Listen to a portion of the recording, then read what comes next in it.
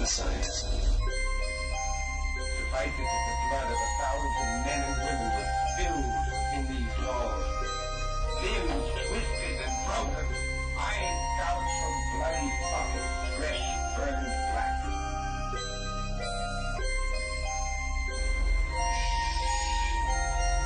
Please. No way for dead.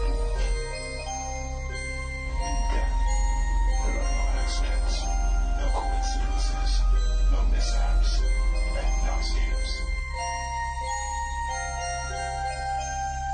What you have to realize is that we're all just a mouse that a cat has on her tail.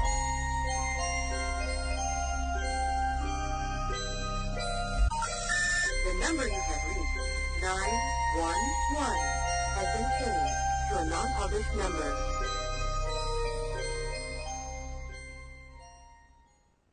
Warning, the following show contains conservative posturing, radical Christian ideas, and may offend pagans, Wiccans, Islamic fundamentalists, and other unenlightened individuals. Callers and guests may be subjected to brash and offensive comments by the hosts and any other type of bullying tactics available. But that's okay. We know why you're here. This concludes this test of the emergency broadcast system. Tonight is Monday, January 22nd, 2007. This is World of the Unexplained. How's it going, guys? Wow, that was a very smooth intro, I think Scott. You just said play. Well, you said play right when it came out. You're like, play. All right. Which maybe they only heard the... They didn't hear the P. They might have heard an A. They might think you're from Canada. I don't know. Hey. I've just become a Canadian national. Tonight we've got with us one of my friends, Jason Hawes. And if you guys don't know who Jason Hawes is, I don't know where you've been. You know, I said the same thing when the John Zappis came on, but, you know, Jason's different because he's on more TV than John is. That's pretty... Yeah, I mean, it's impressive. Crazy. He's from T.A.P.S, the Ghosthunters on the SciFi channel. Yep. And his partner, Grant Wilson, and he investigate all of these eerie things. And anyway, I guess that's... I'm not going to say anything else. If you don't know who he is, then you've been hiding somewhere. You should really check it out. And we'll just bring him on. Well, I'll bring him on in a second. I want to say, go to theoutofdarknesstour.com. This is our site. Check that out. I'm going to rant and rave some later on tonight. Oh, yeah. But, yeah, I am. Yeah. But I want to welcome the two Phoenix stations that are carrying us. KQCX is now broadcasting us live tonight. LIVE. First time in a while. As well as KWSS in Scottsdale, Arizona. Thank you guys for listening out there and for broadcasting us. As well as East Hill Radio in Snoqualmie, Washington. And we also want to tip our hats to Scott at Robin Valley in Omaha, Nebraska. Oh, yeah, always Scott. All right, so with that said, here's Jason Hawes. How's it going, Jason? Hey, good. How are you? I'm doing great, man. How's things going out there? Yeah, they're going well, very well. That's good. What are you done with the season shooting right now, or in between? I'm not done. We've got about a month off of filming, and then we go back. SciFi ended up ordering 6 more shows for the entire third season. So they've got 7 they've already aired. They've got 7 that they're still holding on to, and they just ordered 6 more. Fantastic. Wow. Looking good. How is that? I mean, give me the day-to-day life as Jason Hawes and Grant Wilson. Give me the day-to-day life on that when the show season starts. When the show season, well, day-to-day life, what do you mean, in like filming or just? Yeah, how does that all work? A lot of people don't know how many hours you guys put into that. Well, an average case, one case usually takes about 2 to 2.5 weeks. Wow. You've got to remember, we've got to research, you do the investigation, even though it might look like we're only there 6 hours, we're there most of the time 3-4 days, all depending on the location. Mm-hmm. Our first time to the Stanley, we were there 9 days.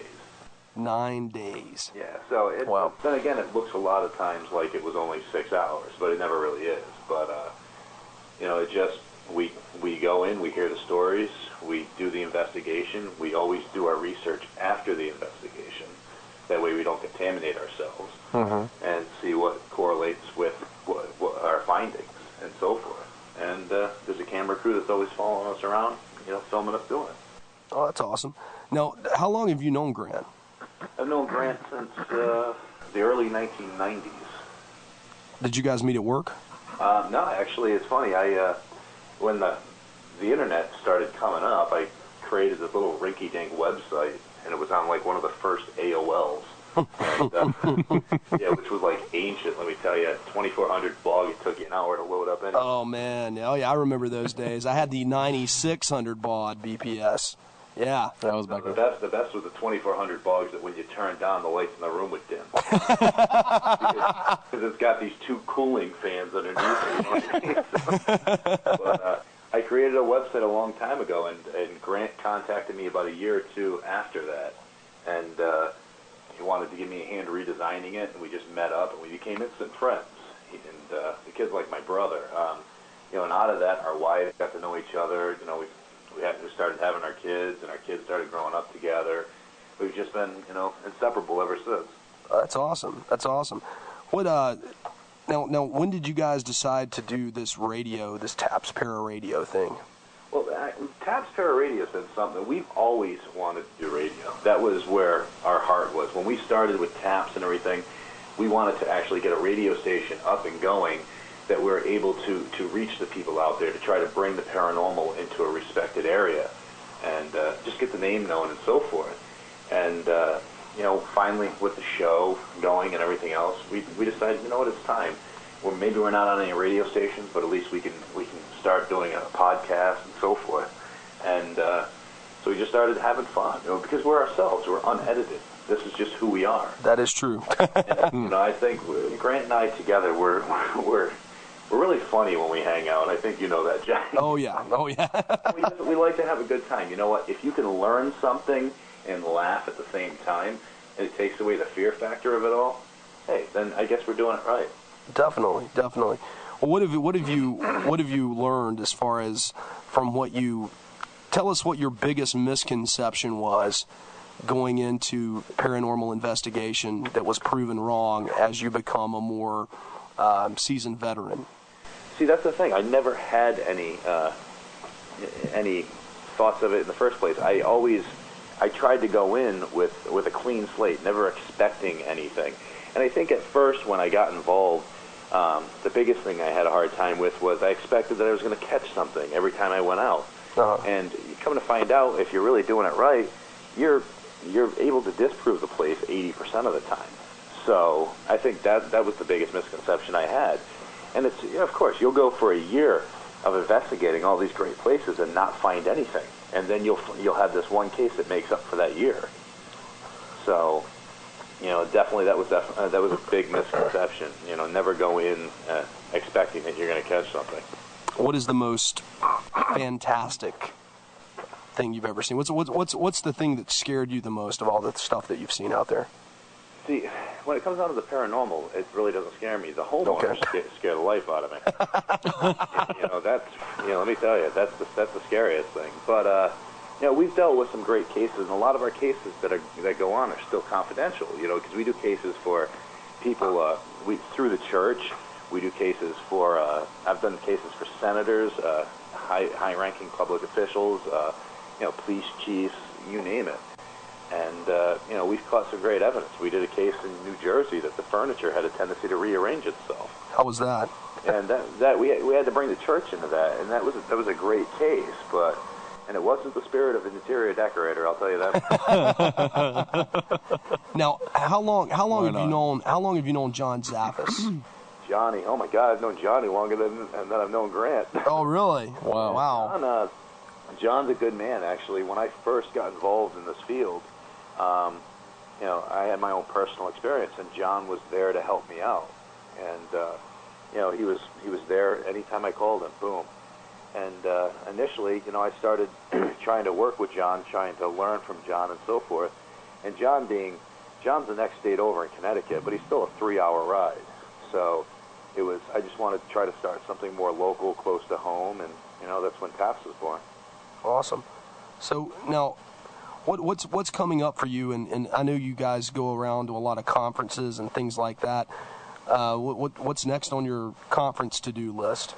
Well, we're actually doing. I do a lot of fundraisers as well because I like to try to give back as much as possible. And we're doing a fundraiser for Papers in Education coming up next week. Up in Massachusetts, And it's good because we've been able to raise, in the hundreds of thousands of dollars for papers and education so far. We just got done doing a fundraiser for Starlight Foundation to try to bring, to actually grab Wii stations and PlayStation 3s for kids that are stuck in hospital beds. Oh, yeah, okay. Bedside units so they can actually play. I do have a convention lecture at the Stanley Hotel at the end of March that we're doing. I love the Stanley Hotel. Have you ever been there? I have not, but I have heard some strange things about it. Yeah, you got to see that place. It's probably one of the most beautiful places we've ever investigated. And, so we've got that going on. We're going to China in November with Cynthia Rothrock. Do you know who Cynthia Rothrock is? I've heard the name. 5-time world martial arts champion. She's the lady who starred in all the karate movies. Oh, okay. So we're going to be going over there and investigating all different places over there that have claims of being haunted. So, interesting year. It sounds it. Definitely, it sounds it. Would China be your first international trip there, Jason? No, we filmed already over in Ireland and England. Cool. And we spent a month and a half overseas there, and Ireland's just incredible. I cannot say enough praise about that place. Yeah, I remember. I couldn't get a hold of you guys the whole time you were out there. Yeah, that's right. That's right. Because, you'd be walking through this farmer's field and come across the tomb that's, 4,000 years old. Yeah. And, they just have so much respect for the stuff out there, where out here, if your home's 200 years old, people are tearing it down, rebuilding.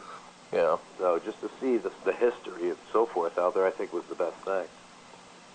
What were some of the sites over there in Ireland? Did you go to Slane Castle or? We went to Leap Mansion. Okay. Out in, towards Tullamore, and we went to Lachine Ruins out in Sligo. Oh yeah, County Sligo. And it's really wild because when you're out there, you find out that a lot of the Irish people still believe in fairies and leprechauns. Oh yeah, we've come across that on the show. Yeah, but you know what? They don't look at fairies or leprechauns like we look at them over here. They have these things called wraiths. It's encirclement of trees, and thousands of years ago, people used to live there. They used to build their huts there, and they used to dig tunnels under the ground through these wraiths. So if anybody ever attacked, they could hide, or they could also store their goods. Well, at some point, I guess these villagers just disappeared. So a lot of what the folklore says is the little fairies came in, killed off the villagers, and then moved into the tunnels under the ground. So as you're walking through these wraiths, these little fairies, these little troll-like creatures with these long fingernails, are crawling in the tunnels under you, waiting for your feet to fall through. Now try walking through a wraith at 3 o'clock in the morning after hearing that story. Yeah, no joke. Oh my gosh. Ground, on mushy ground. I don't care how let me tell you, that's the scariest thing you'll ever have happen. Listen, guys, if you want to call in and speak with Jason, you can give us a call here at 877-SCARE-U2. That number again is 877-SCARE-U2, or you can dial us direct 336-996-1596, and he'll be glad to talk to you, I assume. So, what was your favorite investigation, or can you even tell us about that? My favorite investigation? Yeah. It would definitely, Ireland's, way up there. The Stanley Hotel I loved. St. Augustine Lighthouse was just an incredible place, and everything that was experienced was backed up on film. Now, is that in St. Augustine, Florida? Yep. Okay, I used to live. I was assuming it was. Hey, stop laughing back there, guys. Yeah. Anyway, I used to live. Local surroundings. I used to live about 60 miles from there, and that's it's just a great place. I lived in Ponte Vedra Beach for a while near Jacksonville, Florida, and it's just St. Augustine is I think it's still the oldest town in the United States. It's the oldest settlement I think in the Western Hemisphere. Yeah, it's pretty. But wild. I could be wrong. That could be. They've got that big fort out there. Did you go into the fort when you were down there? No, we didn't get a chance to go in there, but I explored the whole town. I just looked around everywhere, and it's a great, great town. Really small town, but just a wonderful place. Yeah. Oh yeah, and they've got ghost tours there too. It's got a lot of charm. Yeah, they do. They do have a lot of ghost tours there, and the place does have. It's just got incredible charm. Now, what about New Orleans? Have you ever? What do you? New Orleans. We filmed in New Orleans actually 3 months before Katrina hit. And New Orleans has always had such a big place in my heart, and it was such a shame to see what happened down there. And I'm hoping that it can become the New Orleans that I remember from the past. But that place is just, New Orleans is just an incredible place. It's the kind of place where you wouldn't want to live because it's crazy, but you don't mind visiting. Definitely. Yeah. Come on, you'd be sitting on Bourbon Street at 2 a.m. in Crystal's having a hamburger, and all of a sudden this whole orchestra will just come walking down the street. It'd be hard to live a normal life in New Orleans, I think. Yeah, well, at 2:30 in the morning, just to have this whole quartet walking down the street, going crazy. That's great. Yeah, it's insane. Yeah. But it's such an awesome place. Now, D, one of our crew members here, he's asking. He said his favorite episode that you did was something about a full-bodied apparition. Yeah. Oh, is he talking about Eureka Springs, Arkansas? Yeah. Yes. A Crescent Hotel. Huh. Can you tell us about that some? Well, the Crescent Hotel was actually, I'm not sure why it was originally built, but a gentleman bought it claiming he was a doctor and he had the cure for cancer. Oh, wow. And, it was really bad when you get there and you do the documentation on it, but he separated this hotel. He turned it into a hospital, but he separated it into the one half for the new people coming in and the other half for pretty much the people who were dying. And the people who were dying, he called that the psycho ward, and would just tell everybody that they were crazy. But he claimed he had the cure for cancer. He would remove people's skulls and rub mineral oil and crushed walnuts on their brain and then put their skull cap back on. Oh my God! So many people were dying there. That he would wait until the night, and then he'd have a line of hearses lined up, and he would just load the bodies into the hearses. That's just creepy, man. Yeah. And a very interesting place. Really morbid history. But Grant and I were in the basement, and we were filming. We had the thermal imaging camera, and we caught a flash that went by the camera a couple times, and then it stopped. So we walked into the next room right beside it, and we caught what appeared to be the full-body apparition of what looked like a soldier, and he nodded his head to us. And it was pretty shocking. It wasn't something we were prepared for, but it was a great piece of evidence that we caught there. I mean, those are really, really rare to find. Yeah. Yeah. Well, yeah. I think they found another. It sure is rare. He says he thinks you found it. Didn't you find another one as well? It was of a woman. A woman? A woman. In the same place, see? No, it was a different place. Oh, okay. Now, we caught that. We caught something strange at Eastern State Penitentiary, which darted towards the camera and then took off. Go ahead, Ben. No, this was the one where you guys had one of the extension cords that was wrapped around the one of the alarm bells. The extension cord fell. Oh, okay, yeah. We didn't catch that. We didn't catch that on camera. Right, you didn't catch it on camera. About the Birdcage Theater in Tombstone, Arizona. Yeah, and that was freaky to watch because every time y'all turned around, it sounded like a ball was rolling across the ceiling. That's exactly what it sounded like, and it's funny because I talked to Chris Fleming. Not sure if you guys know who he is. He's the guy who did Dead Famous. Yeah. And he's a personal friend of mine, and he does Spirit Talk?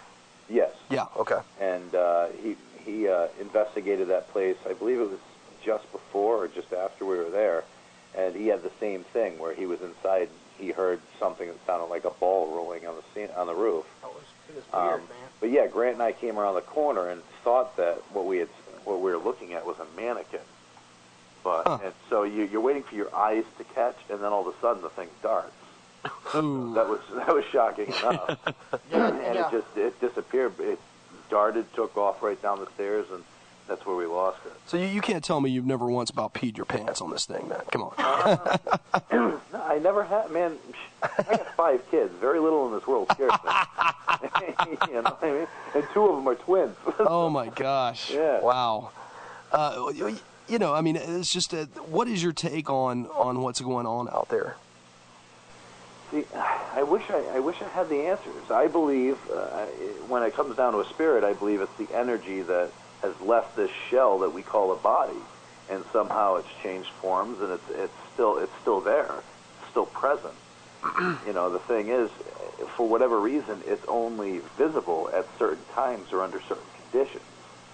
Now, I know you said that you'd work. Go ahead. Oh, yeah. Do you think it's residual energy from a living person, sort of like a photographic negative, sort of recreating the same thing, or is it cognizant? It would be residual type energy, because residual kind of means that, like on a residual type haunt, it's the spirit's not there, it's just the energy is. So there's no communication, it's just doing its own thing over and over again.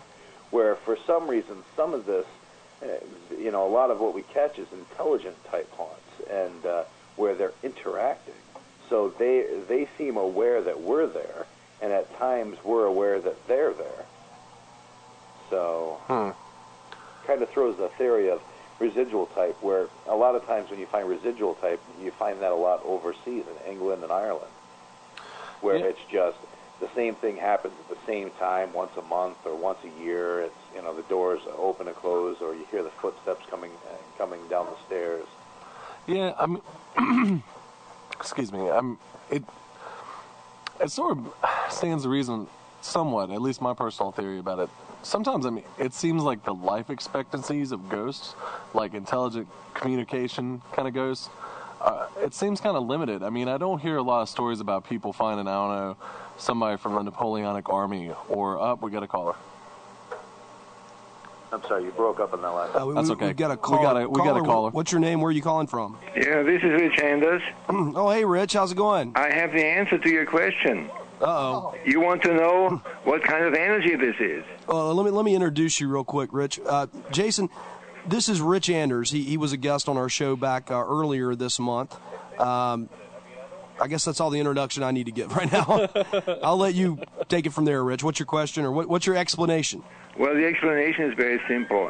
You remember our show when I told you that there are three components to every living being: matter, electromagnetism, and the spiritual energy. Yes. Yeah. Okay. When a person dies, you lose the body and the electromagnetic energy that's attached to every part of the body. And you may know that every organ in the body has its own electromagnetic charge, which is different. Now, when that is gone, what's left is the spiritual entity. And what your friend sees is the spiritual entity of people who died. That's what's left, because that is indestructible, unless there are certain conditions, which is too much to explain now. So what he sees and he interferes with or connects with are the spiritual entities of people who are in what's called the plane of attachment. These are spirits that don't leave because either they are attached to somebody or they are attached to a certain place. And you can see them in form, if you may take photographs, I have a few of those, in form of a white, not very well-defined blotch on your picture. And these people are confused. They don't know where they are. Usually they cannot express themselves because many of them think they're still alive. Rich, hang on a second. What were you saying, Jason? Now, Rich, not to cut you off, but are you referring to orbs? Pardon me? Are you referring to orbs as spirits? Orbs? Yeah, is that what you just referred to? No, I'm referring to what's usually called in ectoplasma. What you're seeing is the ectoplasma, which in reality is nothing else but the spiritual energy. Globules. Pardon me? I thought you were saying orbs or globules were pretty much proof of spirit activity there. You're really low to me, so I'm having a hard time. No, orbs is something totally different. Orb is dust. It's pretty much the camera pixelating around an object. Yeah. No. These are the apparitions that you have. They are real. I mean, there's no question about it. I totally agree with you on that. But one thing I thought I heard, like I said, I apologize, you're low to me, is the electromagnetic. You're saying after it's not present anymore, after the energy leaves the body, because electromagnetics can be present outside of solid forms. No, let me explain that. I don't know whether you are aware of this, but every organ in the human body has an electromagnetic charge which is different between the organs. I am aware of that, yeah. Okay. You may know about magnetic therapy. Yes, I do. Magnetic field therapy. And there are magnetic field therapies which bundle the energies in a body, and when they release this energy, they treat every part of the body with a different type of energy. Rich, I hate to stop you, brother. Getting too much. I don't want. We're gonna have to go to break here. You guys can talk through the break, but we're gonna have to go to break. Every Halloween at midnight, the devil simultaneously appears in two places: the high plains of India and a quiet cemetery in Kansas. It's November 2nd, the Day of the Dead. Two federal marshals report to the small town of Shinbone, Kansas, moments after a tornado warning, to transport a prisoner with no past, no identity. He is known only as Sin Jin Smith.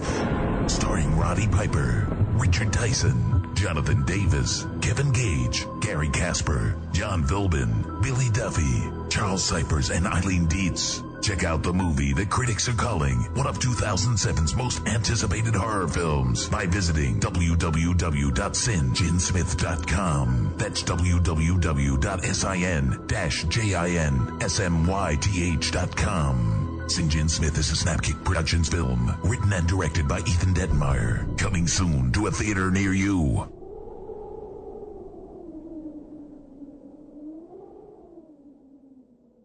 And we're back. World of the Unexplained, Jason Hawes, and we have a caller, Adam from Nashville.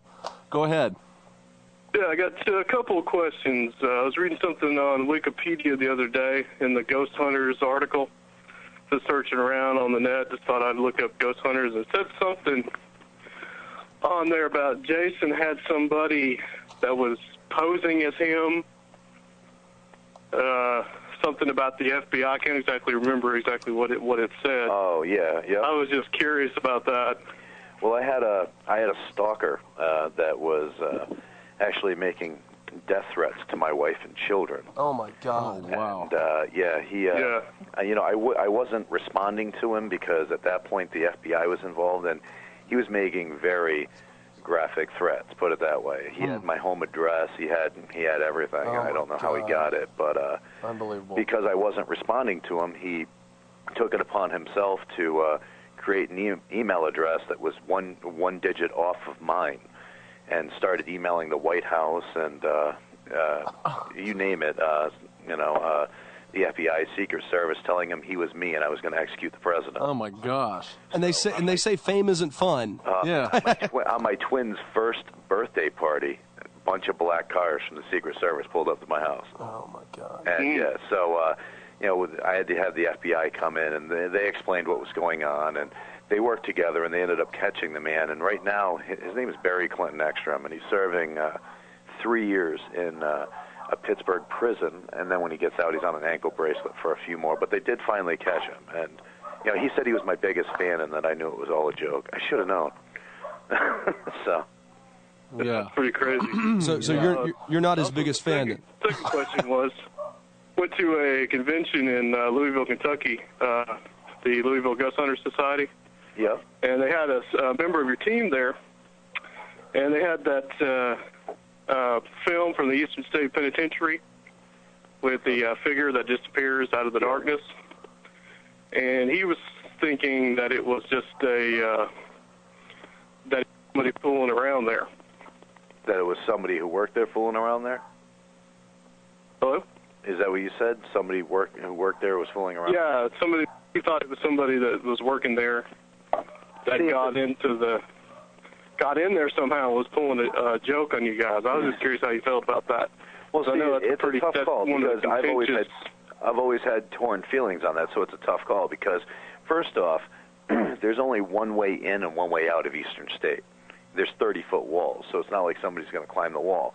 And it's tough to get in and try to pull a trick on us when the gate's padlocked and we have security there. So, and it's also tough to try to hide out from us the whole time while we're walking around with a thermal imaging camera. So, because the And thermal. plus, didn't you guys figure out that it was a pretty short individual? Yeah, it was, and it was moving so fast that it doesn't even look like it turns around. It would have to have bifolding kneecaps to move the way it did. So it's a really tough call. Have I sat here and said it's definitely a spirit? No, of course I'm torn, but it's definitely something, and moves a lot faster than a person could at night in the pitch black. Right, and it just appears that it comes out of nowhere. You don't really see anything before that, and you don't really see anything after it. That's right. Boom, and it's gone. So. Really weird. Does that do that for you, Adam? Got any other ones? Adam? Yeah, I just want to make a comment about your last show. That guy you had on, he was just plain nuts last week. Which guy? That was not my show. All right. Our show. Matthew. Yeah, World of the Unexplained. Yeah, Matthew DeLuz. No, it wasn't Matthew DeLuz. It was Chris Roller, the guy that sued David Copperfield for stealing his godly powers. He admitted he was insane. Yeah, he did. I've talked to him since. He enjoyed the show. Well, I love you guys' show. Hope to come out there to the Out of Darkness tour. Definitely sign up, man. We'd love to meet you. You can meet John Zaffis and hang out with us. Yeah. That'd be cool. I met John before back in September, but I'd love to meet him again and hang out with you guys. So that would be awesome, man. Excellent. Go sign up. Y'all take care. All right. You take care, too. Thanks so much. See you later. Bye. All right. Wow. Okay, by the way. See, somebody does listen. Yeah. Let me run the numbers. For you guys wanting to call Jason, the numbers are 1-877-722-7382. That is also 1-877-SCARE-YOU-TOO. And that's toll free. It's toll free. And then the local number we have here in K Vegas is 336-996-1596. I think I pretty much said that. That pretty much does it. Okay. You can also jump in our chat room here, going to worldoftheunexplained.com, and just jump in the chat here. We've got... I did have a question in the chat room. I don't remember. It was something to do with the smell. Something about, hang on, I'm going to look for it, Jason. I thought the guy was going to call us here. I told him to... I would help you out, Scott, but I don't have a laptop. I'm sorry, Trent. It's all my fault. No, it's not really all your fault. It was talking about, why do these beings usually... why do these beings have smell usually? I guess he's referring to a stench or something that some of these entities create.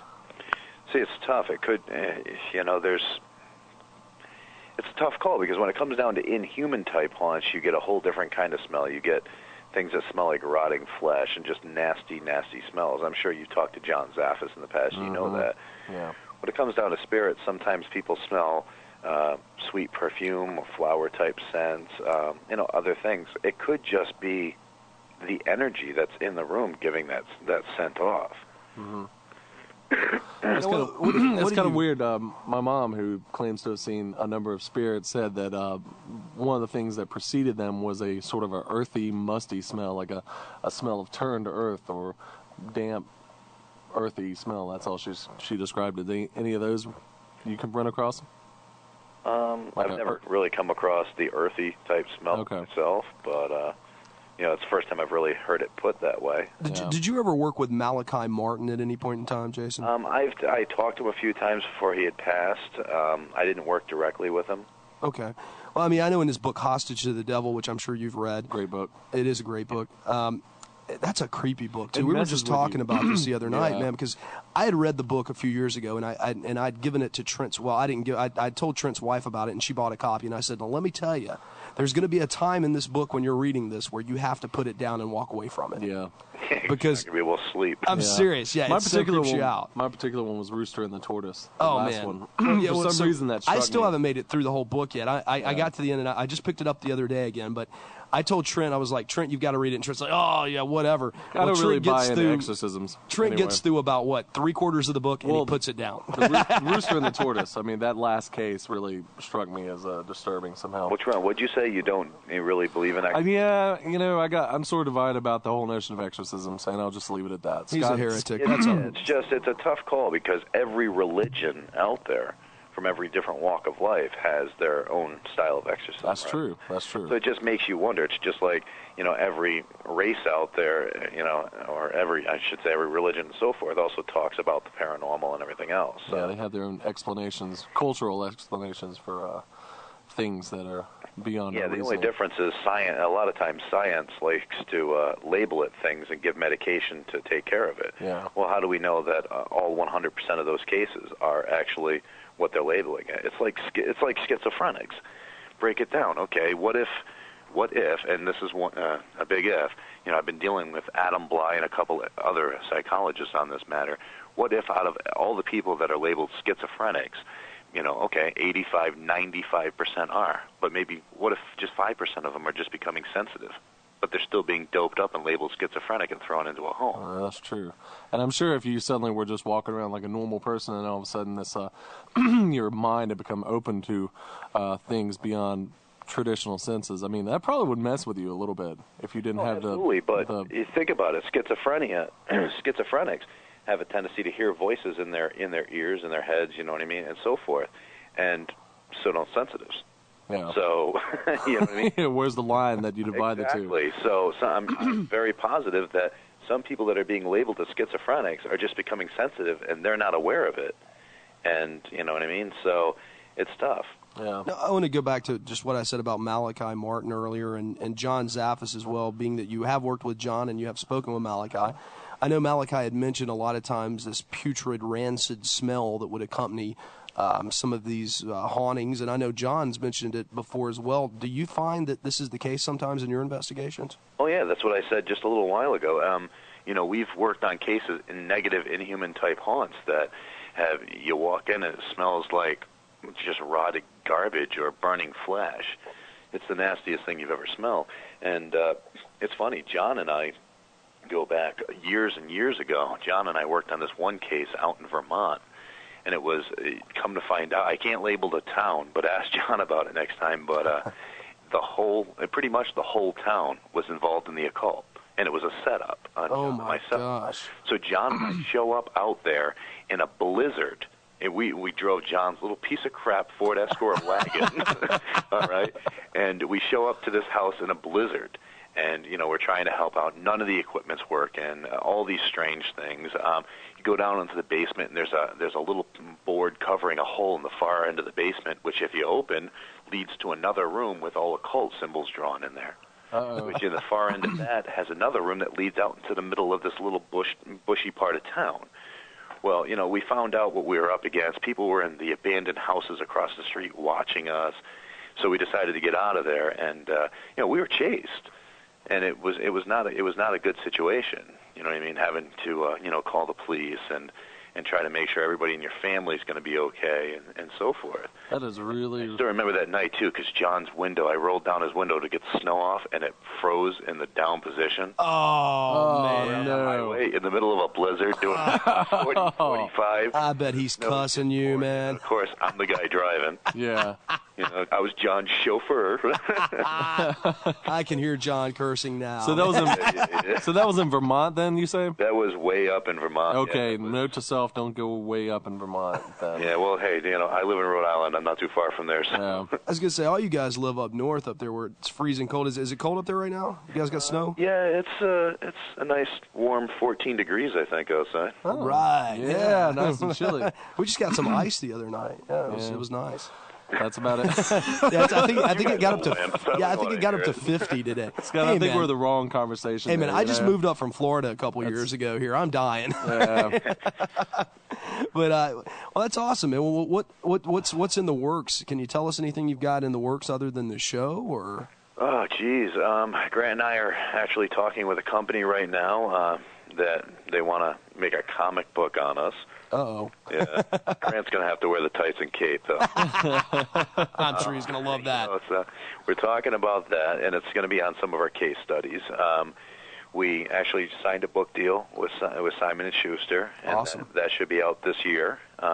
What's the book going to be about? It's absolutely nothing. Oh, okay.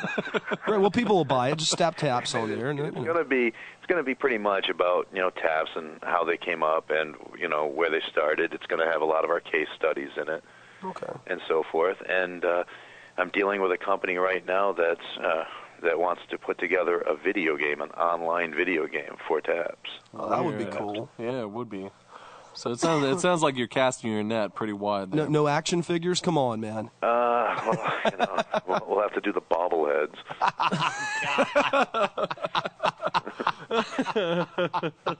I could so see that commercial. Yeah. Can't you? Yeah. Yeah. Oh, my gosh. A number again, guys, 877-SCARE-YOU-2, 877-SCARE-YOU-2, or locally, 336-996-1596. Call in and speak with Jason Hawes from T.A.P.S, the Ghost Hunters. That's right. You know what? I'm trying to remember what we were talking about before Rich Anders had called, and I think I remember.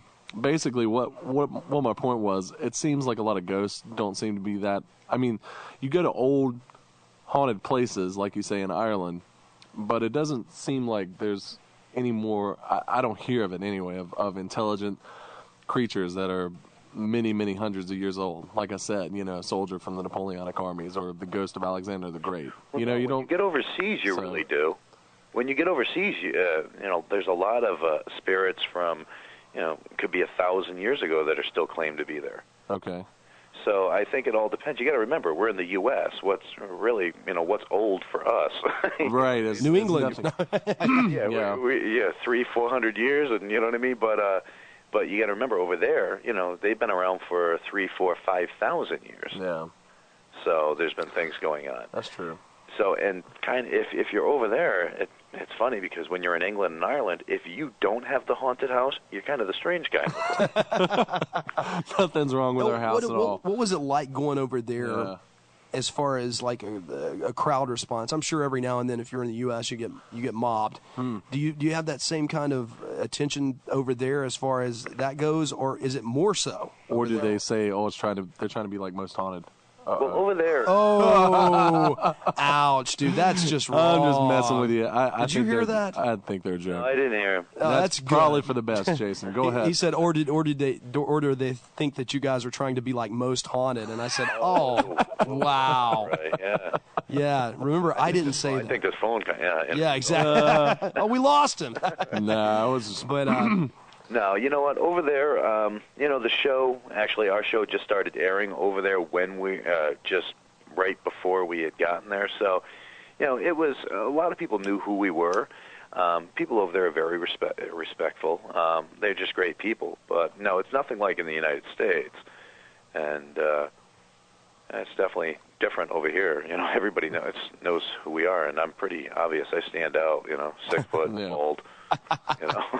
Hey, man, I got a question from one of the people in our chat room asks, what about, and it's a good question, why isn't there any ancient Native American ghosts here in the U.S.? Oh, there are.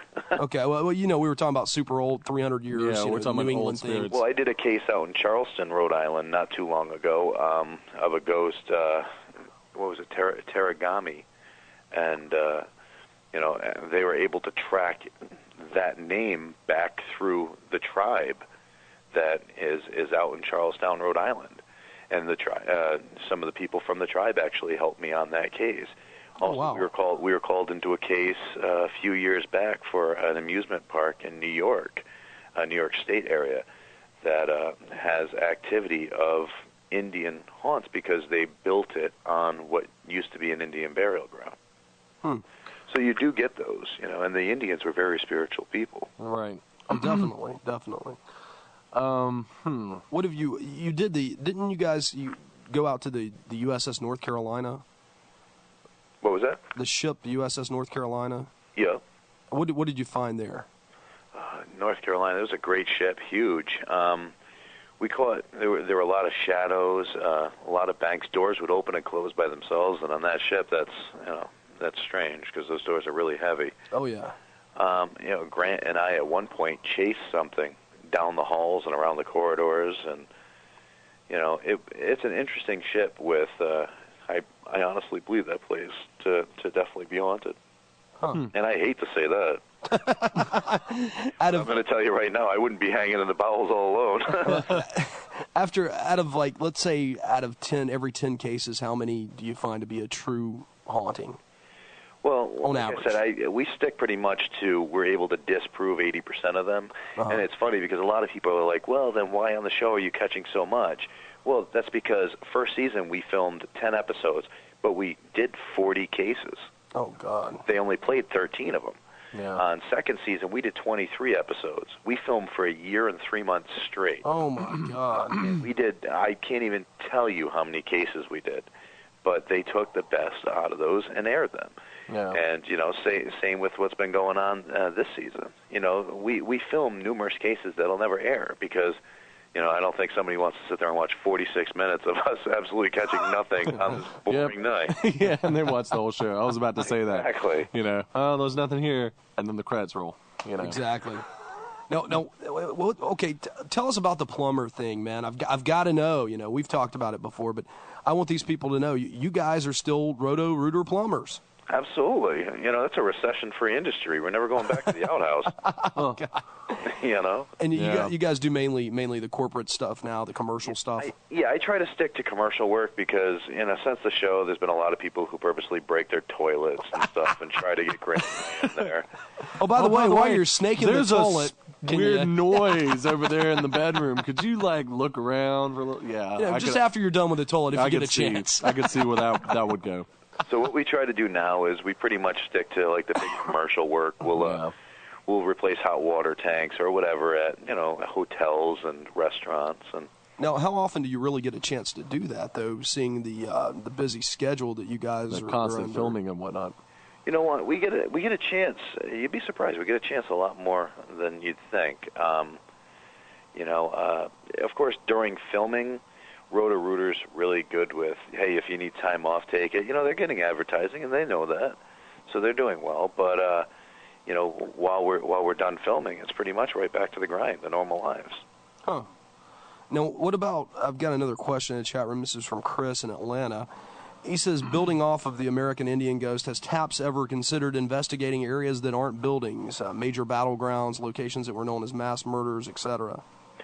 Yes, and we have, but the problem is you can't really trust much of what you catch because, especially when you're outside, if something goes by the camera and you're using super night shot or whatever, it's most likely a bug or an insect. We've caught animals on thermal that have come down the tree so slowly that it almost gives off the impression that it's a person standing there. So you can get up. So there's so much that you have to worry about with contamination that, it's really tough to perform an outside investigation. That's understandable. There's a lot of outside factors you can't really control.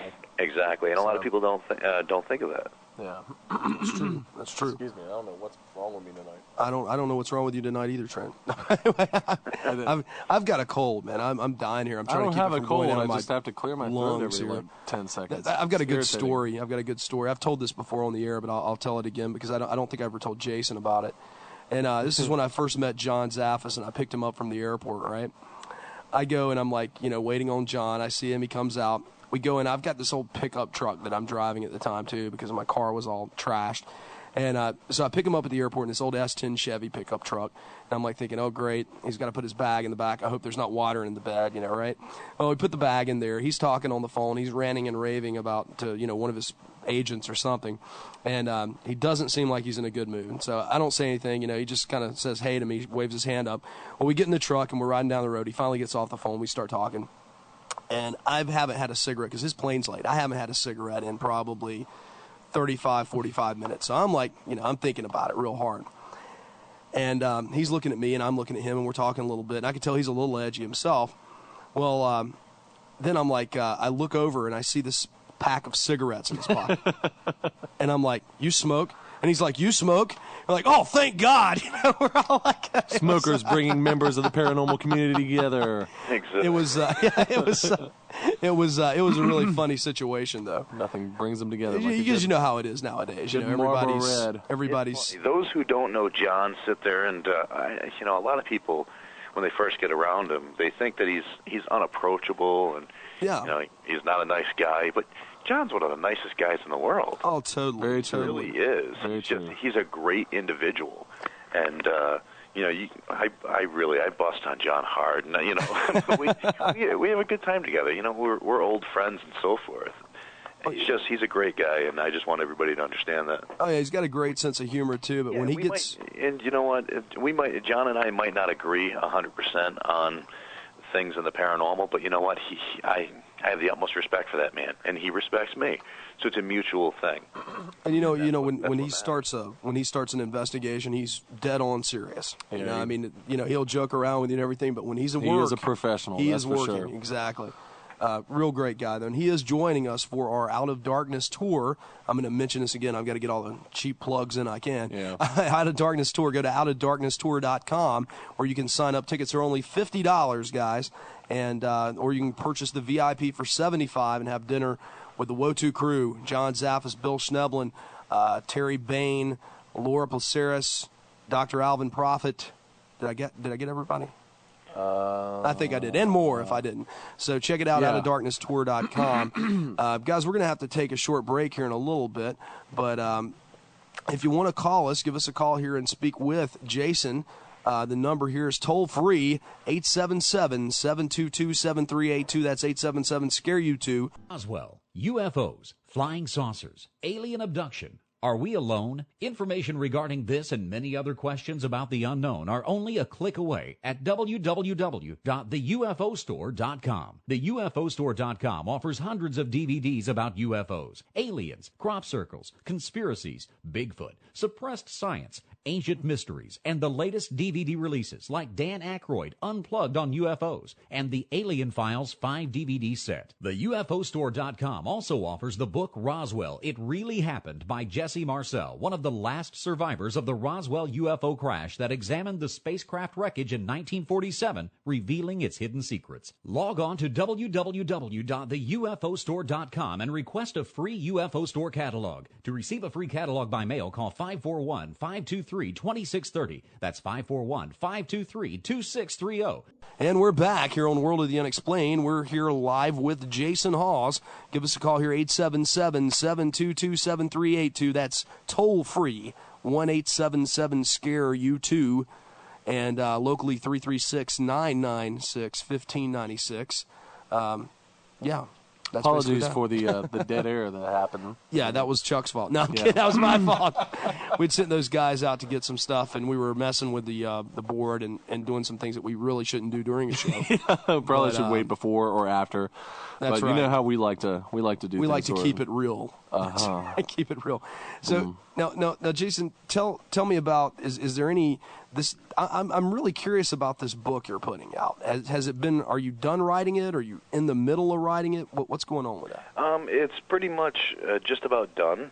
We've been working on it with a well-known author, Mike Friedman. He's a great guy, and what do you want to know about it? It's pretty much a lot of our case studies from the past. You'll see some from the show, some that were long before the show, and so it's pretty much a lot of our best cases. Now, are there going to be photos in this? Or Yes, there will be. Cool. So we should be able to catch some good ghost photos and things like that in there. Oh, absolutely. That'll be fun. Now, I've got a question for you.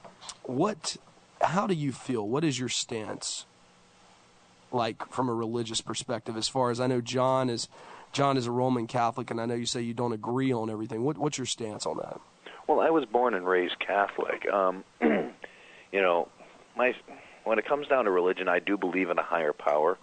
I'm not 100% sure what that higher power may be. I know John likes to believe that, a lot of his protection might come from the cross and so forth.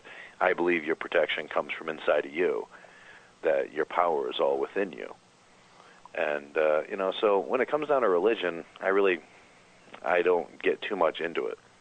Okay, now normally I beat my guest over the head with the Bible, but since you're my friend, I'm not going to do that. Well, you told me, man, when it comes down to it, I figure I don't need an agent to talk to you, and I don't need a priest to talk to God. So I don't need a middleman. Well, yeah, well, I don't believe I need a priest, but then again, I'm not Catholic. So, but yeah, me and John had a lot of long talks about what he believed and the different things like that, and I did find it interesting, though. I will say that. So how does that reflect your take on encountering evil entities that don't seem to come from a human source? Well, it's not like I'm sitting there thinking that, there's angels and demons battling one another. Okay. I just believe that there's things that have been around for millenniums before we as a human race even existed. And, we run into them occasionally and so forth. Because also, okay, I've worked on many different exorcism-type cases, and, I've seen everybody from Protestants to Mormons to born-again Christians, Catholics, do their exorcism rites and remove this entity from the house. So that pretty much tells me that there's not one religion that's really better than the next. It just shows me that if you have faith in what you're preaching, that's where your power is. Now, see, that's where I go off and call you a secular humanist and a liberal and all kinds of stuff. Actually, I just read an article not too long ago, actually, over in Cambodia about an exorcism that was performed by a Buddhist monk. Yeah, and this happened, but what I'm saying is what I've said and what's coming out in my new book that you guys know about is I believe this is part of the deceptive wiles of Satan. I believe that by allowing these showings of, by allowing these showings of other religions, other religious ceremonies, exorcisms to take place and seem to work, this is the devil tricking you. Huh? You like that, don't you? Not really. You don't like that? This is a workable theory, though, is it not? I mean, I guess I could think about the devil going like, okay, I don't really think this Buddhist monk is. But I'm going to get out of here because I'm going to deceive more people from the truth. Huh? Okay, well, I mean, I can see where you're coming from, but okay, well, Anyway, what do you think about that theory, Jace? You broke all up on me there, Jay. Oh, okay, never mind. Well, no, what I was saying is the reason that some of these other religious ceremonies work to exorcise demons, like the Buddhist ceremonies and the different the different denominational ceremonies, your ancient pagan rituals, these kinds of things. Yeah, witch doctors. The reason that these things work, in my opinion, and it's in my new book, is that these are a way for Satan to basically fool people into thinking that all religions work equally and drive them away from the true source. And what would the true source be, in your opinion? Jesus Christ. But anyway, like I said, I usually beat my guest over the head with the Bible. We're conservative paranormal talk, man. So I had to give you a couple jabs, man. But no, that's fine. You're my buddy though, so I'm not gonna do that. Anyway, as long as you're not knocking on my door preaching it. No, I'm not gonna do that. I'll call you at 3 a.m. That's why I got shepherds. You know what I mean? I'll call you at 3 a.m. Then I'm gonna auction your cell phone number off on eBay. Okay. And then you're gonna try to call Bono and double it, right, Scott? It's up to 500 right now, guys. Oh, come on! gosh. It's worth more than that. Come on. So I post my true feelings about you on my MySpace blog. Oh wow! Your direct contacts too. We'll see who wins this game. Oh God!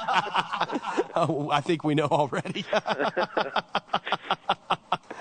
Oh, anyway. Oh my God. Okay, now we've got another person in the chat room. Paul from Greensboro says, or you could look at it like this: God could be showing mercy and casting these demons out even when the person conducting the ceremony isn't Christian. Mr. Negative. He called me Mr. Negative. I'm Mr. Negative. Good one. Mr. Chat Room. Oh Good my gosh. Paul. Even in my own chat room. This is awful. But you guys should call in the chat room, Come on, guys. You're in the chat room. You're listening. You're participating. Right. 1-877-722-7382. That is 1-877-SCARE-YOU-TOO. It's toll free. That sound like you sound like an announcer. I did. I was trying to do it fast. Get back to the show. Wow. Ronco. Yeah, Ronco. Ronco. Oh my God. All right. Well, Chuck's selling our vampire. Chuck's an detectives. agnostic too. He's our producer. We call him the heretic. Yeah. That's all right, but it's funny though. John Zaffis now calls me the madman because I get crazy with people sometimes on the show. That's not the words he used when he told me about you. Oh, yeah. Man, I'm getting it threefold tonight, aren't I? All right. Gosh, fantastic. So, what else is going on? You've got a book coming out. You've got a possible comic book coming out. Is there anything else that you can tell us? I know some things that you may be working on you can't talk about because of, contractual things like that. But I mean, is there anything else that you can tell us about? Pretty much. That's what's in the works right now. Is the possible video game, the possible comic book, and the book that will be coming out soon. Okay, cool. This is just kind of an off-the-wall question. How does it feel playing yourself in a video game? Go ahead. Yeah, off-the-wall question. I should have asked it in the beginning, but why'd you come up with the name T.A.P.S? I love it, by the way. Oh, man, that was years and years ago. A friend of mine, Andy, and me we had originally the Rhode Island Paranormal Society, RIPS. You know, how funny is that, Art? Yeah. But we ended up we're getting cases all up and down the coast. So it was just, instead of isolating ourselves just to Rhode Island when we're getting all these cases everywhere else, we needed something that, you know, made us a little wider of an area. So we created the Atlantic Paranormal Society. And then off of that, we created the T.A.P.S family, which is groups that work pretty much. We're a big family unit, and they're all over the world. It's like franchising. Wow. Well, yeah. They'd have to be paying to be franchises, but yeah. But you know, we've got about 42 to 45 different bases just in the United States, and I believe there's 10 overseas. Wow. Very cool. That's amazing. Have you guys done any or contemplated doing any kind of cases down here in North Carolina? Well, like you said, you know, they were here at the USS North Carolina. Well, I know, but I mean elsewhere. Yeah, have you looked Salem, into like Old Salem or what's that hotel in Asheville? The one Joshua Warren? Yeah, what is that one? The Grove Park Inn. Yeah. Oh, that's I would love to get back down to North Carolina and check it out. You know, I'm going to be down that way next month for like a week because my wife's originally from around that area. Hey, man, you gotta look me up when you're down here, man. Absolutely, man. Definitely. That's cool. But anyway, so you've got all this stuff. Tell us about the T.A.P.S magazine that you guys put out, and tell us where we can get that for our listeners that are interested that don't already know, obviously. But you know, most of these people that probably are listening, and people that will be listening later, are probably big fans of yours, and they probably already know. But for those of you that don't, well, T.A.P.S Paramag, it's a magazine that pretty much Grant, myself, and Steve started. It's doing phenomenal. It gets into all different things. It covers everything from cryptozoology down to demonic type haunts. You know, the easiest way to get to it is pretty much going to the T.A.P.S site, the Atlantic Paranormal Society.com, and you can click the link there, and that brings you right to the mag site. I know that it just signed a deal with Ingram's to be a national distributor on the magazine, so I'm sure we're going to be seeing it showing up, all the Walden books and the Barnes and Nobles and stuff soon, probably this year at some point. Okay, that's awesome. Yeah. But yeah, it's a great magazine, and the people, you know, we've got the people behind it are just incredible. The writers and everything else. I know they just brought a gentleman on from MUFON, so now they're going to be dabbling into the UFO phenomenon.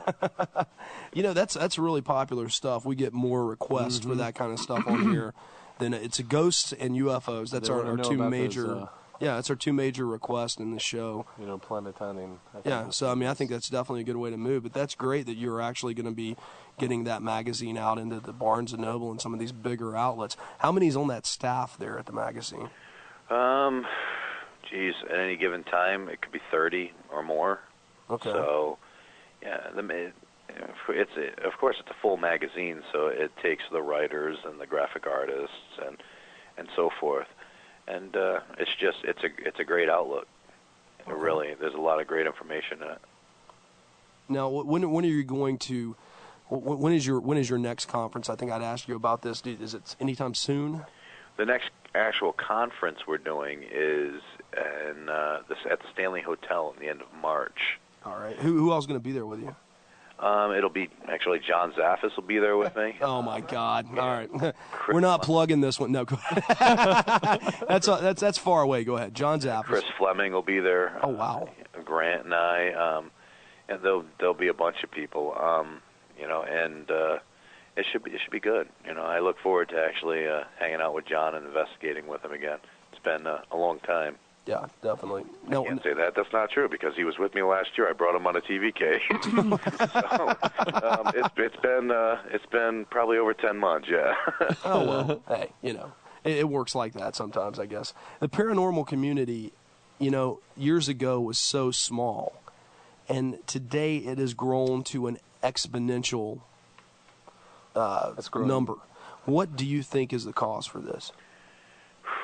I have no idea, but I can say that I know the show's really helped out. The show has, since the show, there's been a lot of new groups popping up everywhere.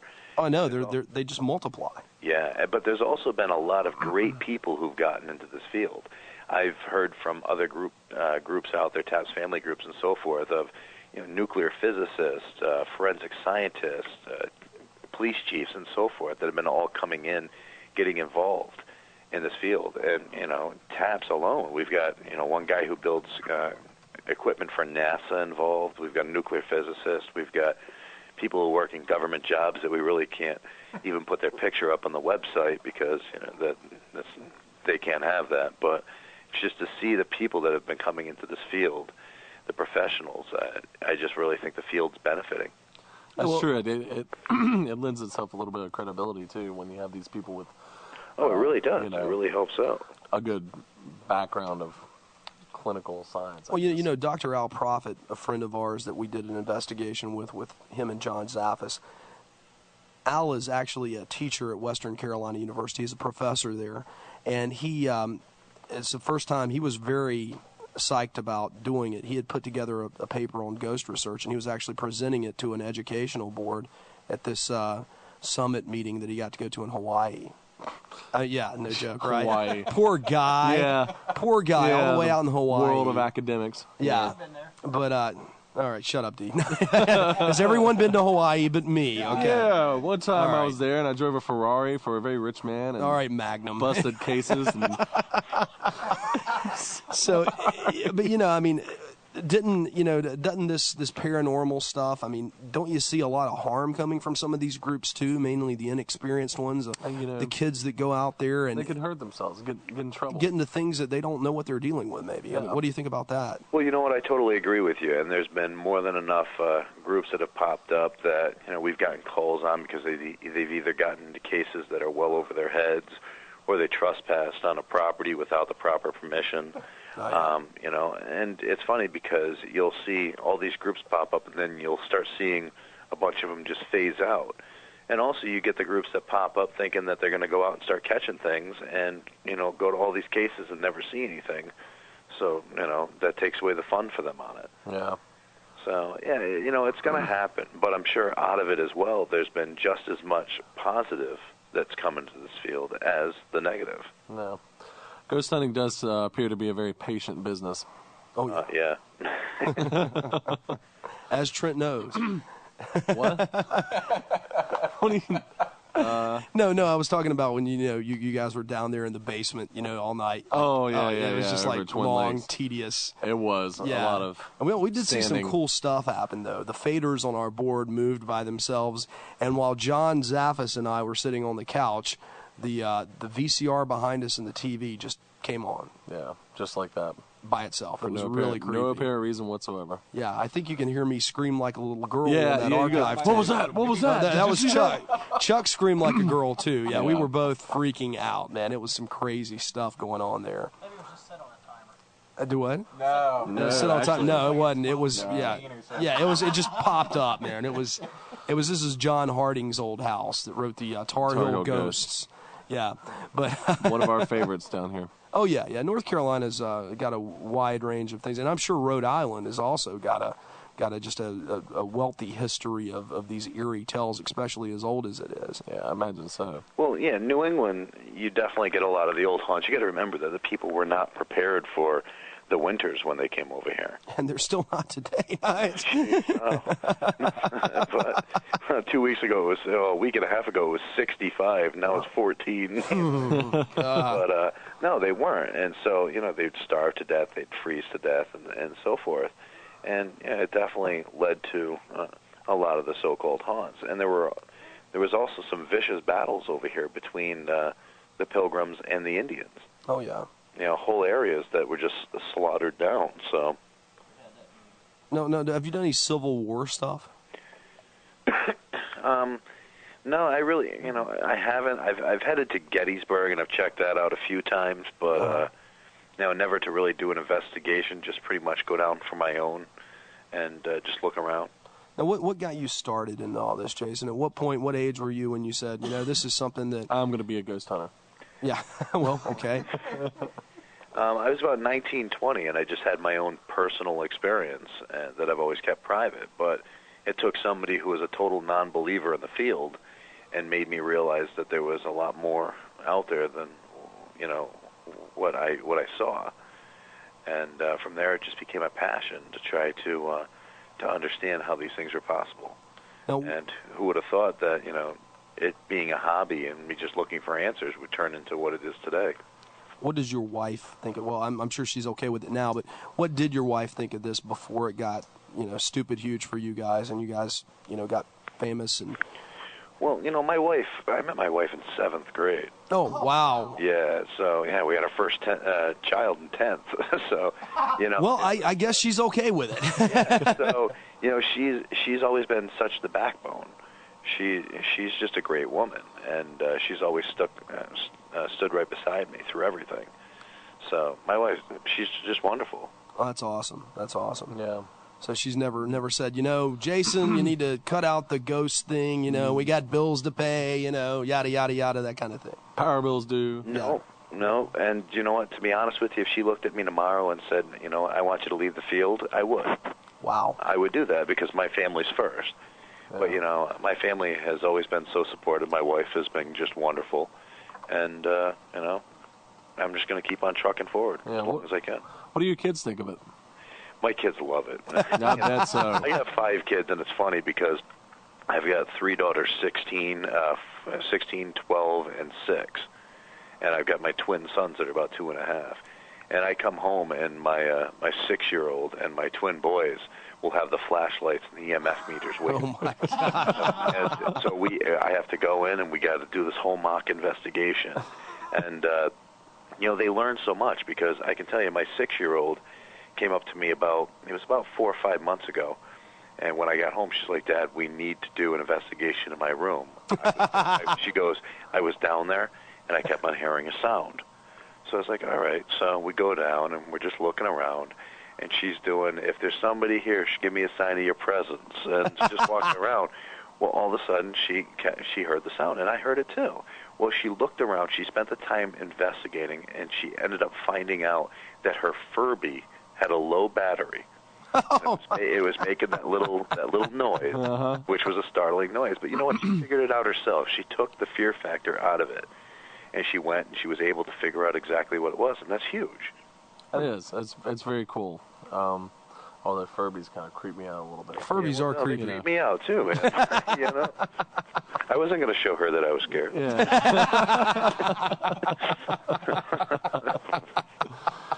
Oh man, gosh. So now I'm sure you also get the whole thing with, with your kids, especially your older kids, where they're like, yeah, let's go over and hang out with so and so, and then they're over there hanging out with your kid, and they're like, yeah, oh, so is your dad home, man? Is your dad here? Your dad? Yeah, they've had that. It's tough. My 16-year-old, she's had that a few times and so forth, but what can you do? You find out who your friends are and who they're not, and you just move ahead. That's true. Yeah. That's true. Now, since you and Grant, now I don't know how much of Grant's story. I'm sure since you guys are like brothers, you know pretty much his whole story as well. How did he start into this? Did he have some kind of unusual experience as well? Yeah, he had his own personal experiences. He's always chose to keep private. Okay.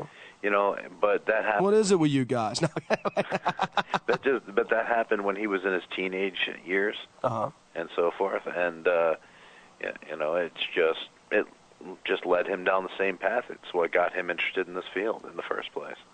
Now, when did you guys know that you were onto something really big? As far as when did this whole television thing come about, and when did you guys say, there's something to this? Oh my gosh. Well, I had worked on a lot of other things in the past. I helped out on MTV's Fear, Scariest Places on Earth, really scary stories for Fox Kids. Oh yeah, I remember that stuff. Yeah, but we were always helping out, but just behind the scenes and so forth. And I did a New York Times article that came that this great author John Leland wrote, and we were able to disprove this haunting. Well, this article came out on Halloween Day, and he just did such a great job on it that it went on the wire and went to 140 papers. Oh my gosh! And from there, it steamrolled. It just, next thing I know, producers and agents and everybody and their brothers calling my house. And, I've got owners of production companies showing up because they want to sit down and talk. And from there, it became the show. It was funny. Grant and we sat down with a bunch of production companies, and we told them we do not want to do a show. we'll do a show on our case studies, and we'll work behind it. We'll just be producers on it or so forth, and they ended up just talking us. I don't know how they did it, but they ended up talking us into being on a reality show, and and one of the things they said to us is, if you guys don't do it, somebody's going to. Oh yeah, and that's true. And our biggest concern was, how are they going to represent the field? Are they going to make us all look like charlatans, or are they going to make us look professional? So we just decided, if this field's going to, if it's going to fall, let's let it be due to us. How altruistic. Well, Jason, hang tight with us, man. We're going on our last break of the night. Guys, call in here, 87. Remember when paranormal radio used to be open to new age ideas and every possible form of spiritual enlightenment? It's a religion based on the understanding of consciousness, the understanding of nature, in particular fertility laws. To my spirit guides are those who have passed over. And, I've always been able to see colors around people, which I've known now to be called auras. Maybe coming to the close of one kind of psychic life, and I very much believe that this was what the Maya were really trying to talk about. Well, we're not putting up with that. World of the Unexplained. Conservative paranormal talk. Big on God. Big on Guns. With your hosts Jay Scott and Trent Lackey. Heard Mondays, live from 8 to 10 Eastern on Planet Paranormal Radio.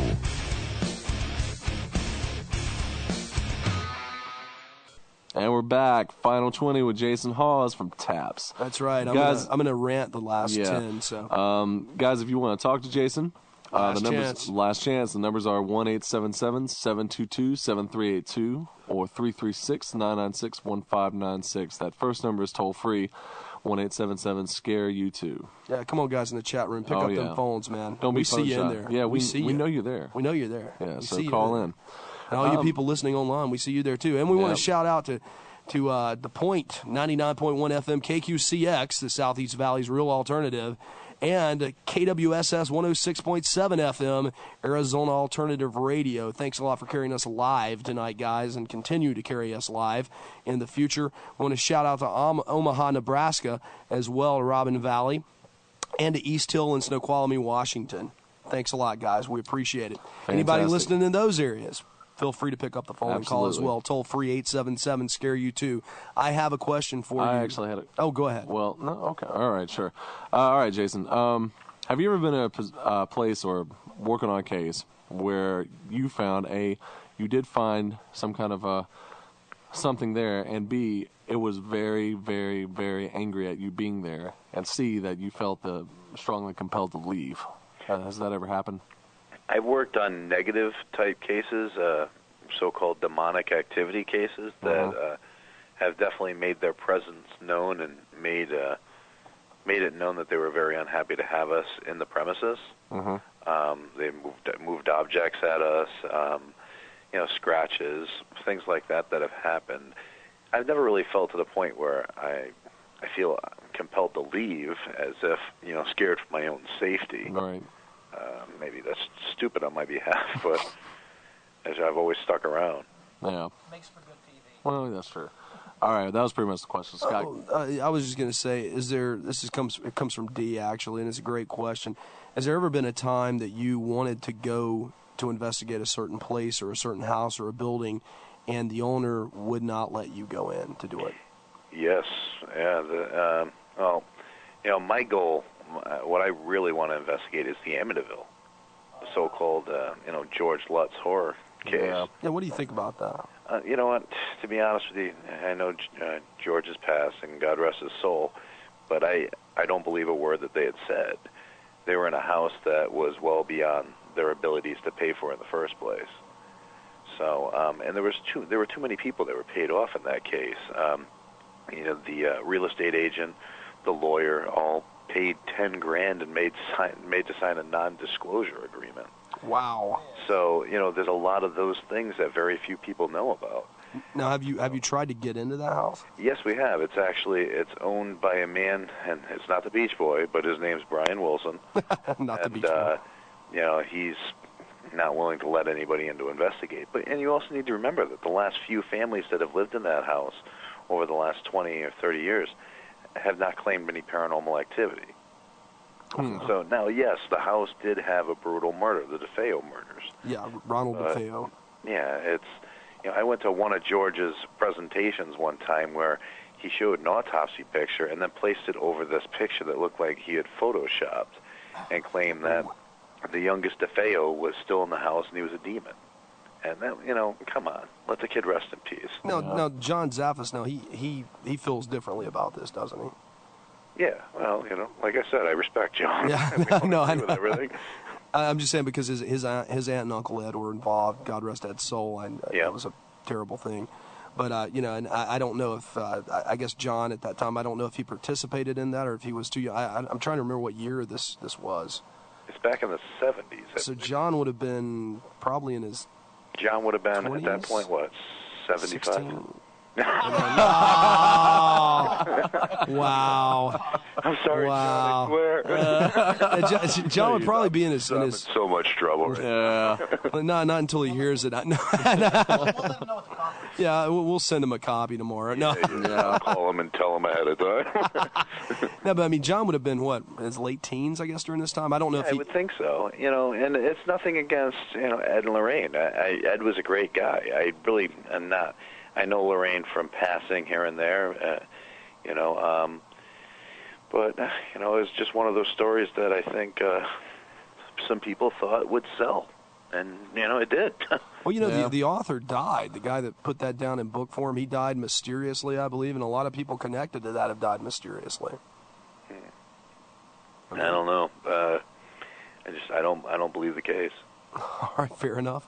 Now, one of the people in the chat room is asking, they said they thought they saw a documentary where that house had burnt down. No, not to my knowledge. I know one family did totally renovate the house to make it so it didn't look like the original house. But then, as far as I heard, this gentleman, Brian Wilson, is trying to renovate it back. Oh, okay. Well, what's just make sure that he what's the thing? You know what I'm talking about. I'm sorry, I was talking to my producer. Yeah, technical thing. But yeah, okay. Well, he said he must have been thinking of somewhere else. Maybe the house is a different house. Now I know didn't they redesign that house when this new guy, this non-Beach Boy guy, when he bought it, didn't they redesign the front so people wouldn't be able to tell what the house was? Yeah, the owners before this man redesigned it, renovated the house to take away the original appearance. Okay, and so but that's still it was so people really wouldn't recognize. I think it's at one point they also changed the address a digit or two. 112 Ocean Avenue, I believe, was the original address. Yeah. Okay, we've got a caller on the line here. Who we got here? It's Chris. Chris Jones from Atlanta, Georgia. Okay. He wants to know how much paranormal research or history goes in. Okay, well, we'll let him ask. Yeah. Hi, Jason. How you doing tonight? Good. How are you? Doing all right. Just want to say I've seen your show. I loved it. I think you guys are great. Thank you. My question mainly is how much non-paranormal research do you do about a location before you go out to investigate it? I mean, do you research the history of the location? Do you try and check blueprints of the location, figure out what would be the best way to set up, or do you guys just go in guns blazing, throwing your cameras where you think they would be best? Well, that's a good question, actually. We do not research a house until after we perform the investigation. Wow. And then we research everything from top to bottom after. And the main reason behind that is, say I'm going to come investigate your house, and I do all the research ahead of time and find out that a little girl passed away in the upstairs bedroom. Well, now I'm kind of contaminated, and I'm going to also focus more on that upstairs bedroom and think that there's a little girl in the house before doing the investigation. I want to go in open-minded, of course, not thinking anything's there, not knowing any of the history, and try to do the full investigation, then research it and see what correlates back and forth. I was going to say, Chris, how's it going, Chris, by the way? It's going pretty good. Looking forward to my vacation coming up. Yeah, we're looking forward to seeing you. You're coming up through this way, aren't you? Yeah. Okay. Last week of February. Awesome. But now, building off of that, where you say you don't do any research to prevent contamination of your investigation, I remember one where I think it was in North Carolina. Didn't you have a psychic on there who was giving feelings about different areas? Wouldn't that be a kind of a contamination in itself? Or a resident North Carolina. saying, well, we always hear this and we've heard stories about that room. Wouldn't that be something similar? Well, I'm trying to think of a psychic I ever used in North Carolina. I think we've only dealt with one so-called psychic through the entire show, and that was a guy, Carol, in Arkansas, and that was on his own house. Okay, I may have been watching too much sci-fi. Because that was Carol's own home. So it's kind of a totally different premises. It's not like I can throw him out of his home, so he's going to be there telling me, what he's felt and so forth. Okay. But besides that, you'll see in an upcoming show I brought Chris Fleming. He's a self-proclaimed sensitive on another case that we did, and this was just an investigation that has always had sensitives on it. So we just felt that, we'll bring our own, somebody that I respect, and not that I'm sitting there saying, yes, I know he's got these abilities, but I respect him as an individual. So right. We brought him with us on that case. But no, the only time I believe I've ever brought in a sensitive, and I didn't bring him in, was Carol in Arkansas, and that was his house in general. Okay, I must have been thinking of some other ghost investigation then. Yeah, because the only North Carolina place we've done so far was the USS North Carolina and the Mordecai house out there, which I'll never forget because we all came down food poisoning. All right, well, thank you very much, Jason. Thank you for your time. Thanks, Chris. All right. Now, let me ask you another question. Then, what about these cases where you have no choice but to go in knowing this stuff? Some of these really famous places you go into. You can't help it but know something about it. Well, like if I got into the Amityville, you mean? Yeah, sure. Well, then it's just I got to try to wing it. I got to try to go in with an open mind and not sit there and focus on the claims of the past. Just do an investigation and so forth. So yeah, it's tough, especially on a famous place that's well known that everybody knows the history on. But still want to get in there. Still want to get in there. Well, do you find that you're more than moreover than often it's easier now to get into places because of the show than it would have been earlier on when no one knew who you were? Oh God, yeah. First season, nobody wanted to let us in. Second season, I don't have to call them; they're calling me. Yeah. I can only imagine. So we've got a haunted house. Please come. It's tough because we're a group that never asked somebody to come investigate. We were always requested in. In the first season of the show, we had home cases and so forth, but they wanted all different kinds of cases. And we're like, oh, man, so how are we going to do this?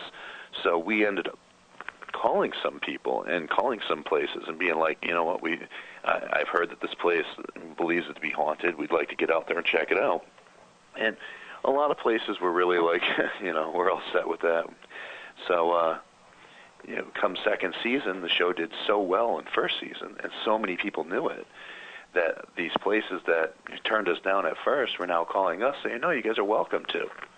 But we had so many people calling us that at that point, it was kind of like, you really don't want to now. Yeah. You're rude to us, we're being rude back. Have a nice day. Exactly. Yeah. It's our turn now. But Jason fame definitely has its privileges in that respect. We got about 3 minutes left. I'm going to give you the final word. You give me the final word? That's right. Yep. Well, before I get my final 10 minutes after you're gone. But, that's the final word while you're still here. Final word. Wait a minute. Dee's got a question for you. Yeah, go ahead.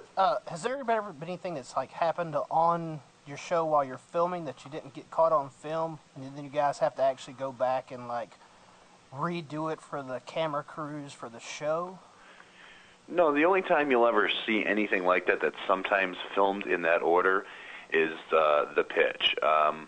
Sometimes, of course, the cameras aren't there rolling all the time, and if a case comes in and Donna gets it and does all the stuff, the camera wants to catch that. So they might go back and have Donna, redo her conversation and so forth. But when it comes to an investigation, that's why the crew we've had has been there since the beginning. They're wonderful. They know, what, roll tape. Tape is cheap, Simple as that. And just stick with us. If you catch it, great. If you don't, you're out of luck. All right. Well, last 2 minutes now. 2 minutes. Oh, I was hoping I burned 3 on that one. Actually, about 1.5. God, I don't know, man. I appreciate you having me on the show, and people. The show. I know one of the biggest questions out there is when the show's coming back, and I wish I had the answer on that. I've heard everything from March to June, so I got no idea. But I know Sci-Fi is trying to get us to commit to doing another live show this Halloween. So that'd be cool. We're discussing. I actually did see that one. Yeah. Yeah, we're discussing that, and we're discussing possible locations and so forth on that. Hey, you should do it in Sleepy Hollow, man. We're going to be there. Hollow, upstate New York. Yeah, man. We're gonna be there broadcasting live on Halloween. We think it'll be cool. Oh yeah. Yeah. We should do it at Sleepy Hollow, man. We'll all have a big party. Yeah, there you go. I know right where it is. Well, that's good because we don't. Yeah, exactly. We've never been there. We just feel, hey, it's kind of cool. We'll go up there. It's an interesting place. I bet it is. Well, Jason, thank you so much for being our guest tonight on World of the Unexplained. I really appreciate it. And I guess it has been a pleasure. Actually, we're going to take a short break. Jason, stay on the line with us for a little bit if you don't mind. This is going to be a real short break, guys. So about a minute, and but just stay on the line. I've got one more thing I need to discuss with him, and so you guys stick around because I've got some more stuff coming at you here tonight here on World of the Unexplained. Some stuff that you're really going to want to hear. So stick around. We'll be right back here in just a second.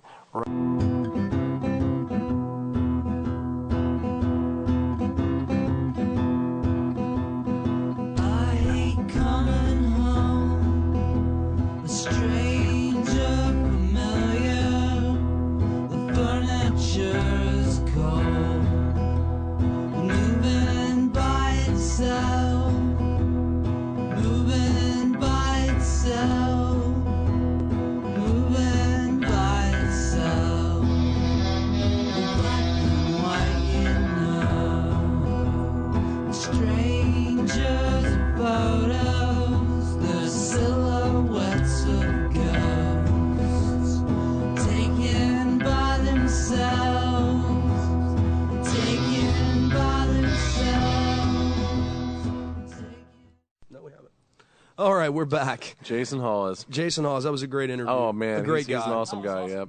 Yeah, hopefully I'll get to catch him when he comes through here. We'll meet up with him. Oh yeah. Because make sure to. Oh yeah, next conference we should definitely get him. If we put together another one, we have to see how this one's going. That's true. So far, it's you guys are disappointing us here. We need to sell 25 tickets, guys, or we can't have this thing because we just really have to have the cash to bring out John and to bring out Bill and to get these people where we need to go. We're not making any tons of fortunes here. We're just trying to cover our expenses on it. Yeah. So that's why we've got to sell at the very least 25. So. The tickets are $50 for this is an all-day event too. This is going to run from like 8 to 7, something stupid like that. It's just an all-day event. And you don't have to catch everybody. You can come in and just pick and choose which speakers you want to see and those that you don't, or you can stick around for the whole thing. John Zaffis is going to be there. Bill Schneblin, the ex-vampire, is going to be there. I'm going to be there with a Wotu crew. Laura Placeris from Full Moon is going to be there. Terry Bain, the author of Factual Dracula, is going to be there. And I want to mention I was at a party with Terry Bain last night, actually. I invited Trent and Chuck. Worst night to go. D2, and they all turned me down. Well, calling you out on the air again, man. And Trent was really tired. He'd worked a good 12 hours, and Chuck was in Morehead City.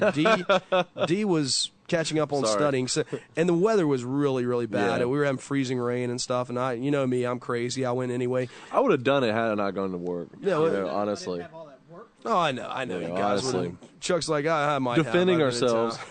Chuck never answers my phone calls except the day of the show, but that's okay though. Well, he's busy polishing his guns and reading the survival manuals, and I know he is. But working on it still. But I find that sweet corn is a good ingredient. The Dresden Files. It was the premiere last night on the Sci-Fi channel. We were there over there because one of the ladies that Terry knows is actually owns two of the ladies there actually own the audio book rights for that. was a good show. It was a good show, actually. I saw it. I saw part of it there, and then I caught the repeat later last night. Yeah, it's a miniseries. Yeah. Based on the book. Yeah, it's pretty cool. But anyway, guys, check Go it out. to www.outofdarkness.com. No, it's outofdarknesstour.com. Wow. If you're going to give the website, give it right. Scott, I really can't read. I'm sorry. I'm not reading anything. No, I'm incapable of reading. Didn't you know that? Well, Trent. Now, I will say this: Trent did finish the newsletter, and I'm going to be sending that out later tonight. I've included an extra section on it. Yeah, it's pretty bare bones because it's our first. It was run. good. It was good, Trent. Thank you. And it's got like just various weird stories and things like that in it. Little ones with links you can go to, and it's really cool. Everything's pretty functional, so be expecting it pretty soon, guys. Yeah, and those of you that hadn't signed up, you can sign up for it on our front page, worldlyunexplained.com. Just go to the little boxes and sign up. I think you'll like it. We're going to be running this monthly, by the way. And I'm going to send it out later tonight, so if you hadn't signed up, now would be the time to do it on our front page. worldlyunexplained.com. I wanted to shout out again to all these wonderful, wonderful stations out there. KWSS 106.7 FM Arizona Alternative Radio, and the .991 FM KQCX Southeast Valley's Real Alternative. And I just really appreciate you guys working together. These guys are great stations because together they cover that whole valley out there. And so if you're hearing us out there on either 99.1 or 106.7 FM, send a shout out to those guys and thank them for carrying us. Yep. Tell them how you feel about our show. Unless it's bad, and then we don't want to hear from you. then don't say anything about it. Only good things. But check out the Out of Darkness. It's outofdarknesstour.com. Check that out and sign up for the newsletter if you haven't, because we'll be including tidbits about that in there as well as more information comes available. But we do have the hotel set up. Everything's ready. $50 for the all-day event, or $75 for VIP, which includes dinner with everybody after the event, which will be a lot of fun, I'm sure, because you've got to see Trent eat, man. It's crazy. It's almost like a strange force of nature somehow. Like watching the trees sway during a strong summer storm. I don't really know what that meant, but I got it, man. I got it. All right, Scott, you have something to say. I do. I was on WWNC this past Saturday night on Speaking of Strange, my friend Joshua P. Warren's show in Asheville on AM 570. You can check that out, speakingofstrange.com, and download the second hour, and you can hear me rant. And it's basically, it comes down to this. This show started years ago in 2002 on a station called WQFS 90.9 FM in Greensboro, North Carolina, at Guilford College, where I was a student at and where I later graduated from. But that school, as an alum, I'd like to go back there. I wanted to bring this show back to more local crowd. Have it come full circle. I don't think that's a bad thing. Do you? No, Chuck? absolutely not. No, man. And Chuck graduated from there. We're both alum. We're in the house, and Chuck's graduated there a couple times. Yeah, actually, about to the second time. Chuck's still a student there, part-time kind of for his political science degree. So he's got the music thing. Now he's getting the poli-sci thing, and he's doing all kinds of other stuff too. But, and check out the host page, guys. I've updated it with Chuck stuff and D stuff. But right on, man. Yeah. So, but anyway, and that's what we wanted. We just want to go back there, and we've played by all their rules. We've done what they've asked. We went to them several times. We had a meeting with them. Everything looked like everything was going to go fine. And then they basically come back and say, no, we're not going to run your show. There's no room here on WQFS for you because, your views are basically, we don't like your conservative viewpoints. And that's not exactly what they said, but I know that's what they're saying. Well, that isn't the we don't. Yeah, we don't like your Christian conservative viewpoint. They want to say that. We were told that wouldn't be the case. Yeah, after we were told that wouldn't be the case by an engineer. But now, they don't like our viewpoints, and they don't think that their staff or their listeners. Now, I have a feeling they have no idea what their listeners are because they're a community radio station. That's a 1,900-watt tower. I don't think they know who their listeners are because, yeah, I was going to say the community years ago wanted that station to be a bluegrass station. Yep. And what are these people doing? They're not listening to their listeners. They're letting the students run it. And the students, I'm sorry to say, but if you listen to that station, you will hear a lot of music. There's a reason it's a non-commercial station. It couldn't survive if it wasn't. A lot of the music sounds like it's being poorly recorded in a bathroom in a loud dance club.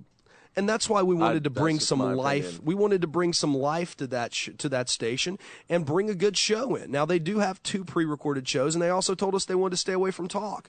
But, the 2 pre-recorded shows they have are Democracy Now! And Subgenius. We all know that Democracy Now! Is a liberally biased program. It's put together, and I said, well, if you got your liberal program, have your conservative program, and balance point things out. counterpoint, basically. But we know these socialists. We know how they are. That's the whole ideology behind every university and college system. Not everyone, but most of them. I'd say 95%, maybe more, is a very liberally biased spectrum. And here's the thing, guys. The great irony. Here's the great irony is the liberal mentality is that we accept all ideas and all points of view, when in fact they do if it scores with theirs. If it doesn't, then all of a sudden that idea is thrown out because we're all of a sudden the non-tolerant. Well, I mean, it sounds like, they're every bit the hypocrites as really conservative fundamentalists would be. Exactly. They're as much of a hypocrite as I am. And that's all I'm saying. Just admit it. Just admit it. I admit it every night on the show. Yeah. And it really bothers me a lot, and that they want this dialogue and they want speech and different points of view, and it really bothers me but that they there's don't. a certain element of humored you. Yeah, that they even humored me. They pacified me with a meeting. And that's okay, because we're calling you out on that, WQFS. Yeah, and the whole notion of the groupthink that really bothers me, how no one will really make a legitimate decision. It seemed like, I don't know, now that's just my own personal opinion. It's like, well, I'll pass them on to you, and I'll pass them on to you, and I'll pass them on to you, and we'll all talk about it, but we really won't get to any kind of point, and we'll just kind of, Well, guys, we got 15 seconds on these stations, and we're out. Okay. But for those of you listening online, we're going to keep you rolling for another 30 seconds or so. But guys in Arizona, we're out. Jay Scott. Trent Lackey, we're coming to you from Kernersville, North Carolina, a small town. We're out. They cut us.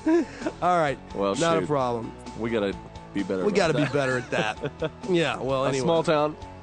Yeah, well, I'm assuming they cut us. I didn't look at the feed, but I'm assuming that I think we're on automation. So we're on automation on a lot of them, so they'll cut us right at the top of 2200. But anyway, for those of you listening on the internet, like I said, it's just one of those things where, we feel that we were maltreated. Maltreated. I don't like to be maltreated. I flim-flammed. Yes. We're bamboozled. We got John carried here. Yeah, we got swift boated here. Yeah, swift boated.